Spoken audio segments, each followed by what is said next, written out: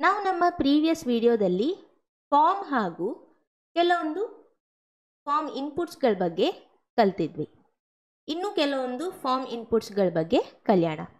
Okay, so ಮೊದಲು ನಾವು text area ಅನ್ನುವ ಒಂದು ಫಾರ್ಮ್ ಇನ್ಪುಟ್ ಬಗ್ಗೆ ನೋಡೋಣ. ಓಕೆ, ಸೊ ಮೊದಲು ನಾನು ಒಂದು ಪ್ಯಾರಾಗ್ರಾಫ್ ಟ್ಯಾಗನ್ನು ಹಾಕ್ತೀನಿ. ಇಲ್ಲಿ ಒಂದು ಲೇಬಲನ್ನು ಹಾಕ್ತೀನಿ. ಸೊ ಇಲ್ಲಿ ಲೇಬಲ್ ಫಾರ್ ನಾನಿಲ್ಲಿ ಮೆಸೇಜ್ ಅಂತ ಕೊಡ್ತೀನಿ. ಓಕೆ, ಸೊ ಇಲ್ಲಿ ಕೂಡ ಮೆಸೇಜ್ ಅಂತ ಕೊಡ್ತೀನಿ.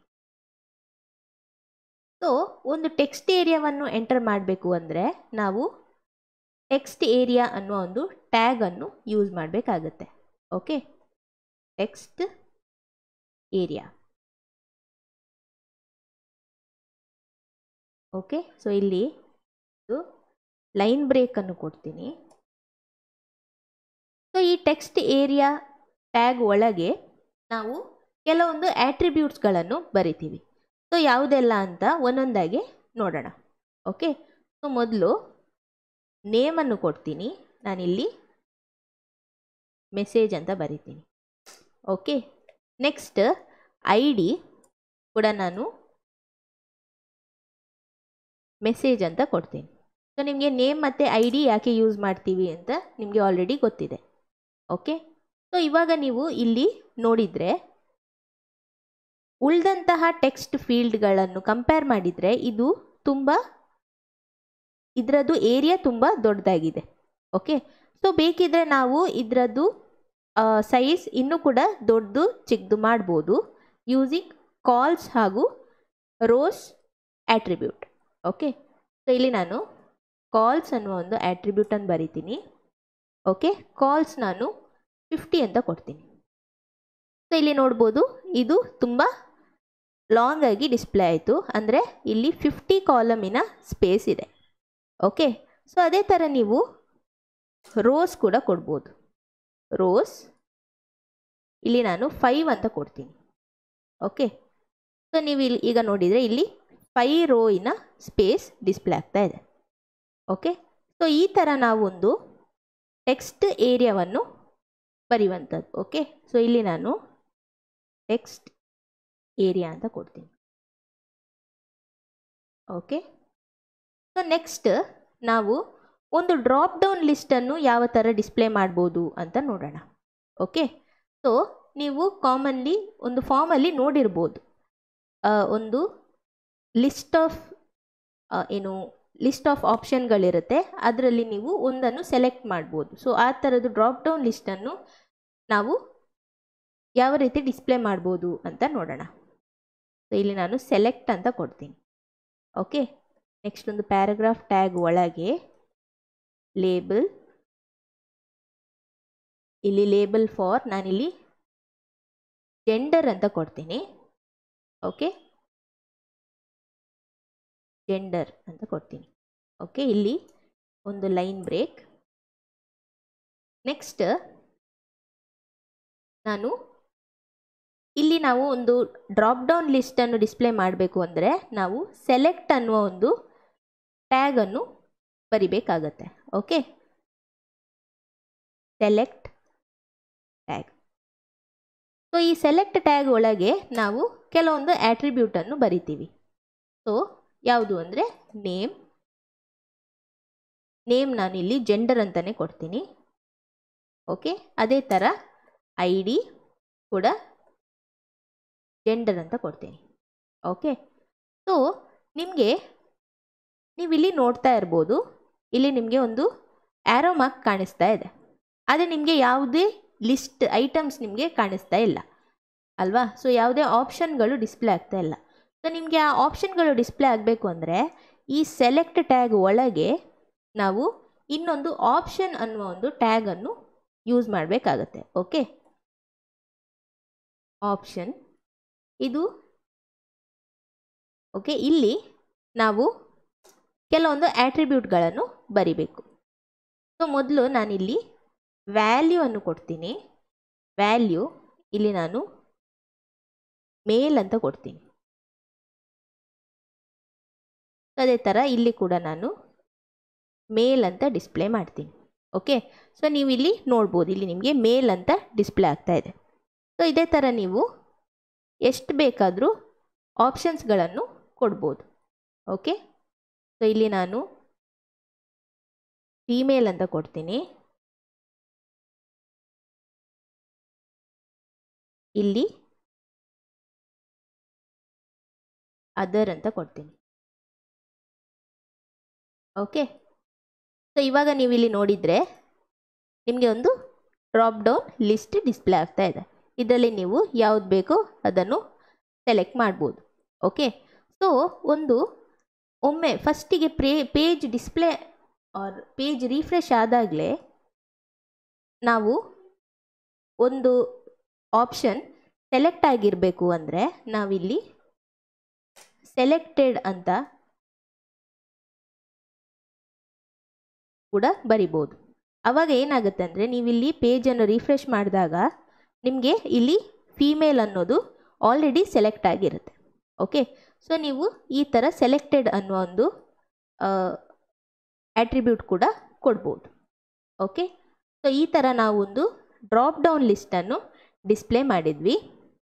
ಸೊ ನೆಕ್ಸ್ಟ್ ನಾವು ರೇಡಿಯೋ ಬಟನ್ಸನ್ನು ಯಾವ ರೀತಿ ಬರಿಬೋದು ಅಂತ ನೋಡೋಣ.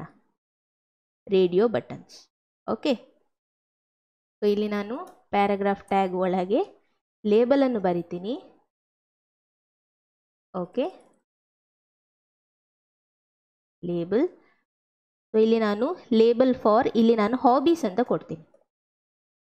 ಹಾಬೀಸ್, ಇಲ್ಲಿ ಕೂಡ ಹಾಬೀಸ್ ಅಂತ ಬರಿತೀನಿ. ಸೊ ಇಲ್ಲಿ ಒಂದು ಲೈನ್ ಬ್ರೇಕ್. ಓಕೆ, ಸೊ ನೀವೊಂದು ರೇಡಿಯೋ ಬಟನನ್ನು ಎಂಟರ್ ಮಾಡಬೇಕು ಅಂದರೆ ಇಲ್ಲಿ ನಾವು ಫಾರ್ಮ್ ಇನ್ಪುಟ್ಟನ್ನು ಯೂಸ್ ಮಾಡ್ತೀವಿ. ಸೊ ಇನ್ಪುಟ್ ಟ್ಯಾಗನ್ನು ಯೂಸ್ ಮಾಡಬೇಕಾಗತ್ತೆ. ಓಕೆ, ಸೊ ಇಲ್ಲಿ ನಾನು ಇನ್ಪುಟ್ ಅಂತ ಕೊಡ್ತೀನಿ. ಓಕೆ, ಸೊ ಈ ಇನ್ಪುಟ್ ಟ್ಯಾಗ್ ಒಳಗೆ ನಾವು ಟೈಪ್ ಅನ್ನೋ ಒಂದು ಆಟ್ರಿಬ್ಯೂಟನ್ನು ಯೂಸ್ ಮಾಡ್ತೀವಿ. ಸೊ ನಾವು ಆಲ್ರೆಡಿ ನಮ್ಮ ಲಾಸ್ಟ್ ವಿಡಿಯೋದಲ್ಲಿ ನೋಡಿದ್ವಿ. ಸೊ ಇಲ್ಲಿ ಈ ಟೈಪ್ ಅನ್ನುವ ಆಟ್ರಿಬ್ಯೂಟಲ್ಲಿ ನನಗೆ ಇಲ್ಲಿ ರೇಡಿಯೋ ಬಟನ್ ಡಿಸ್ಪ್ಲೇ ಆಗಬೇಕು. ಸೊ ನಾನು ರೇಡಿಯೋ ಟೈಪನ್ನು ಕೊಡ್ತೀನಿ. ಓಕೆ, ಸೊ ನೀವಿಲ್ಲಿ ನೋಡ್ಬೋದು ನಿಮಗೆ ಒಂದು ರೇಡಿಯೋ ಬಟನ್ ಡಿಸ್ಪ್ಲೇ ಆಯಿತು ಅಲ್ವಾ. ಸೊ ಇದೇ ಥರ ನಾವು ಇದರೊಳಗೆ ಇನ್ನೂ ಕೆಲವೊಂದು ಆಟ್ರಿಬ್ಯೂಟನ್ನು ಕೊಡ್ಬೋದು. ಫಾರ್ ಎಕ್ಸಾಂಪಲ್ ನೇಮ್ ಕೂಡ ನಾನು ಹಾಬೀಸ್ ಅಂತ ಕೊಡ್ತೀನಿ. ID ಕೂಡ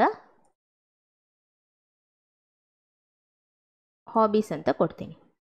ಓಕೆ, ಸೊ ಇದೇ ಥರ ನೀವು ನಿಮಗೆ ಎಷ್ಟು ರೇಡಿಯೋ ಬಟನ್ ಬೇಕು ಅಷ್ಟು ರೇಡಿಯೋ ಬಟನನ್ನು ನೀವು ಇಲ್ಲಿ ಕೊಡ್ಬೋದು.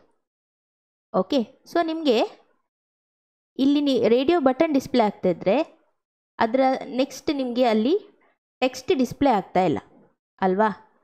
ಸೊ ನಿಮಗೆ ಟೆಕ್ಸ್ಟ್ ಡಿಸ್ಪ್ಲೇ ಆಗಬೇಕು ಅಂದರೆ ಇಲ್ಲಿ ನಾನು ಹಾಬೀಸ್ ಡ್ರಾಯಿಂಗ್ ಅಂತ ಕೊಡ್ತೀನಿ.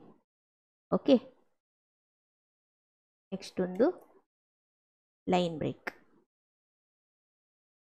ಸೊ ಇದೇ ಥರ ನಾವು ಇನ್ನೂ ಕೆಲವೊಂದು ರೇಡಿಯೋ ಬಟನ್ಸನ್ನು ಡಿಸ್ಪ್ಲೇ ಮಾಡೋಣ. ಓಕೆ, ಸೊ ಇಲ್ಲಿ ನಾನು ಡ್ಯಾನ್ಸಿಂಗ್, ಅದೇ ಥರ ಇಲ್ಲಿ ಸಿಂಗಿಂಗ್ ಅಂತ ಕೊಡ್ತೀನಿ. ಸೊ ನೀವು ಇಲ್ಲಿ ವ್ಯಾಲ್ಯೂ ಅನ್ನುವ ಒಂದು ಆಟ್ರಿಬ್ಯೂಟನ್ನು ಕೂಡ ಯೂಸ್ ಮಾಡ್ಬೋದು. ಓಕೆ, ಸೊ ಇಲ್ಲಿ ವ್ಯಾಲ್ಯೂ ನಾನು ಡ್ರಾಯಿಂಗ್ ಅಂತ ಕೊಡ್ತೀನಿ. ಓಕೆ, ಸೊ ಇದಕ್ಕೆ ನಾನು ವ್ಯಾಲ್ಯೂ ಡ್ಯಾನ್ಸಿಂಗ್ ಅಂತ ಕೊಡ್ತೀನಿ. ಓಕೆ, ಅದೇ ಥರ ಇಲ್ಲಿ ನಾನು ಸಿಂಗಿಂಗ್ ಅಂತ ಕೊಡ್ತೀನಿ. ಓಕೆ, ಸೊ ನಿಮಗೆ ಯಾವುದು ಬೇಕೋ ಅದು ಡೇಟಾವನ್ನು ಇಲ್ಲಿ ನೀವು ಕೊಡ್ಬೋದು. ಸೊ ಇಲ್ಲಿ ನೀವು ನೋಡಿದರೆ ಈ ಥರ ರೇಡಿಯೋ ಬಟನನ್ನು ನೀವು ಚೆಕ್ ಮಾಡ್ಬೋದು. ಓಕೆ, ಸೊ ನಿಮಗೆ ಇಲ್ಲಿ ಪೇಜ್ ರೀಲೋಡ್ ಆದಾಗ ಆಲ್ರೆಡಿ ಯಾವುದಾದ್ರೂ ಒಂದು ಏನು ರೇಡಿಯೋ ಬಟನ್ ಚೆಕ್ ಆಗಿರಬೇಕು ಅಂದರೆ ನೀವಿಲ್ಲಿ ಚೆಕ್ಡ್ ಅಂತ ಒಂದು ಆಟ್ರಿಬ್ಯೂಟನ್ನು ಕೊಡ್ಬೋದು. ಚೆಕ್ಡ್. ಓಕೆ, ಸೊ ನೀವು ಇಲ್ಲಿ ಪೇಜ್ ರಿಫ್ರೆಶ್ ಮಾಡಿದಾಗ ಇಲ್ಲಿ ಡ್ಯಾನ್ಸಿಂಗ್ ಅನ್ನೋದು ಆಲ್ರೆಡಿ ಚೆಕ್ ಆಗಿರುತ್ತೆ. ಓಕೆ, ಸೊ ಈ ಥರ ನೀವೊಂದು ರೇಡಿಯೋ ಬಟನನ್ನು ಡಿಸ್ಪ್ಲೇ ಮಾಡುವಂಥದ್ದು. ಓಕೆ, ಸೊ ನೆಕ್ಸ್ಟ್ ನಾವು ಚೆಕ್ ಬಾಕ್ಸನ್ನು ಯಾವ ಥರ ಬರಿಬೋದು ಅಂತ ನೋಡೋಣ. Check box. ಓಕೆ, ಸೊ ಇದು ಚೆಕ್ ಬಾಕ್ಸ್ ಕೂಡ ರೇಡಿಯೋ ಬಟನ್ ಥರನೇ ಸಿಮಿಲರ್ ಆಗಿರುತ್ತೆ. ಸೊ ನಾನಿಲ್ಲಿ ಕಾಪಿ ಪೇಸ್ಟ್ ಮಾಡ್ತೀನಿ. ಇಲ್ಲಿ ಟೈಪ್ ನಾನು ಚೆಕ್ ಬಾಕ್ಸ್ ಅಂತ ಕೊಡ್ತೀನಿ. ಓಕೆ, ಟೈಪ್ ಚೆಕ್ ಬಾಕ್ಸ್ ಅಂತ ಕೊಡ್ತೀನಿ. ಸೊ ಇಲ್ಲಿ ಕೂಡ ಟೈಪ್ ಚೆಕ್ ಬಾಕ್ಸ್ ಅಂತ ಕೊಡ್ತೀನಿ. ಓಕೆ, ಸೊ ಇಲ್ಲಿ ನೀವು ನೋಡಿದರೆ ನಿಮಗೆ ಇಲ್ಲಿ ಚೆಕ್ ಬಾಕ್ಸ್ ಡಿಸ್ಪ್ಲೇ ಆಗ್ತಾ ಇದೆ. ಸೊ ನೀವು ರೇಡಿಯೋ ಬಟನಲ್ಲಿ ಯಾವುದಾದ್ರೂ ಒಂದು ರೇಡಿಯೋ ಬಟನನ್ನು ಮಾತ್ರ ಸೆಲೆಕ್ಟ್ ಮಾಡಲಿಕ್ಕಾಗುವಂಥದ್ದು. ಓಕೆ, ಆದರೆ ಚೆಕ್ ಬಾಕ್ಸ್ ನೋಡಿದರೆ ನೀವು ಎಷ್ಟು ಬೇಕೋ ಅಷ್ಟು ವ್ಯಾಲ್ಯೂಸನ್ನು ಚೆಕ್ ಮಾಡ್ಬೋದು. ಓಕೆ, ಓಕೆ, ಸೊ ಈ ಥರ ನಾವು ಒಂದು ಚೆಕ್ ಬಾಕ್ಸನ್ನು ಕೂಡ ಡಿಸ್ಪ್ಲೇ ಮಾಡುವಂಥದ್ದು. ಓಕೆ, ಸೊ ಯಾವುದೇ ಒಂದು ಫಾರ್ಮ್ ನೋಡಿದರೂ ನಿಮಗೆ ಆ ಫಾರ್ಮಲ್ಲಿ ಒಂದು ಬಟನ್ ಇದ್ದೇ ಇರುತ್ತೆ ಅಲ್ವಾ. ಸೊ ಒಂದು submit button or reset button, ಈ ಥರದ್ದು ಬಟನ್ಸ್ಗಳು ಇದ್ದೇ ಇರುತ್ತೆ. ಸೊ ನಾವು ನೆಕ್ಸ್ಟ್ ಬಟನ್ಸನ್ನು ಯಾವ ಥರ ಡಿಸ್ಪ್ಲೇ ಮಾಡ್ಬೋದು ಅಂತ ನೋಡೋಣ. ಓಕೆ, ಸೊ ಒಂದು ಬಟನನ್ನು ನಾವು ಎರಡು ರೀತಿಯಲ್ಲಿ ಕೊಡ್ಬೋದು. Okay, using input. ಓಕೆ, ಇಲ್ಲಿ ಇನ್ಪುಟ್ ಟ್ಯಾಗನ್ನು ಯೂಸ್ ಮಾಡಿಕೊಂಡು ಕೂಡ ನಾವು ಒಂದು ಬಟನನ್ನು ಕೊಡ್ಬೋದು. ಯಾವ ರೀತಿ ಅಂದರೆ ಇನ್ಪುಟ್ ಟ್ಯಾಗನ್ನು ಬರೆದು ಇಲ್ಲಿ ನಾವು ಟೈಪ್ ಸಬ್ಮಿಟ್ ಅಂತ ಕೊಟ್ಟರೆ ನಿಮಗೆ ಇಲ್ಲೊಂದು ಬಟನ್ ಡಿಸ್ಪ್ಲೇ ಆಗುತ್ತೆ. Okay, type submit. ಇಲ್ಲಿ ಬೇಕಿದ್ದರೆ ನೀವು ವ್ಯಾಲ್ಯೂ ಕೂಡ ಸಬ್ಮಿಟ್ ಅಂತ ಕೊಡ್ಬೋದು. ಓಕೆ, ಸೊ ಈಗ ನೀವು ನೋಡಿದರೆ ನಿಮಗೆ ಇಲ್ಲಿ ಒಂದು ಬಟನ್ ಡಿಸ್ಪ್ಲೇ ಆಗ್ತಾ ಇದೆ. ಸೊ ನೀವು ಈ ಥರನೂ ಕೊಡ್ಬೋದು, ಅಥವಾ ನೀವು ಬಟನ್ ಟ್ಯಾಗನ್ನು ಯೂಸ್ ಮಾಡಿಕೊಂಡು ಕೂಡ ಒಂದು ಬಟನನ್ನು ಕ್ರಿಯೇಟ್ ಮಾಡ್ಬೋದು. ಓಕೆ, ಸೊ ಇಲ್ಲಿ ಬಟನ್.